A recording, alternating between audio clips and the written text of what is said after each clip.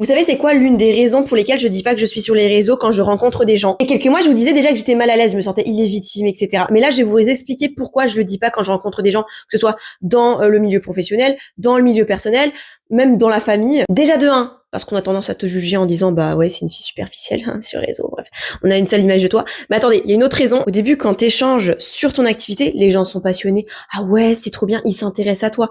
Ça, c'est la première phase de les gens se familiarisent avec toi. Une fois que ces gens-là sont à l'aise avec toi, tu rigoles, etc. Et puis, il y a des choses de la vie qui fait que vous êtes en désaccord avec ces personnes. Vous êtes en désaccord, vous vous embrouillez, bref. Une fois que ça arrive, c'est foutu.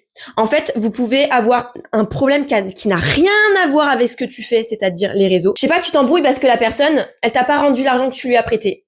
Eh ben, tu lui vas dire c'est dégueulasse, tu me trahis, voilà, j'avais confiance en toi, etc. Si la personne en face de toi, elle a un manque d'arguments et qu'elle veut t'attaquer personnellement, elle s'attaquera à ce que tu fais. C'est-à-dire les réseaux. Tu peux lui dire t'es une mauvaise personne, tu m'as pas rendu l'argent que je t'ai prêté, c'est un peu la moindre des choses, nanani nanana.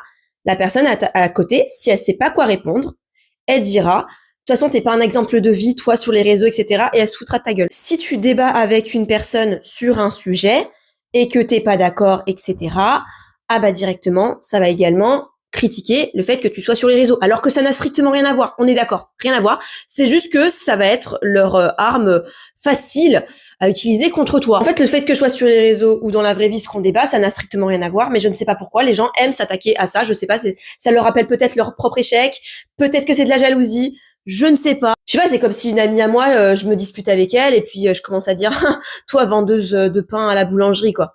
Enfin, je la critique sur son métier alors que ça n'a rien à voir avec le sujet de la dispute. Et si on peut pousser le vice un peu plus loin, les personnes avec qui tu te disputes, alors que tu t'es bien entendu, c'était limite des fanatiques au début, oh j'adore machin, et ben une fois si ils commencent à avoir de la rancœur contre toi, ils vont même essayer de te détruire via sur ce que tu fais, c'est-à-dire en public sur les réseaux. C'est ce qui est arrivé plusieurs fois à des personnes qui sont sur les réseaux, vous savez, avec les polémiques qu'il y a eu il y a quelques temps.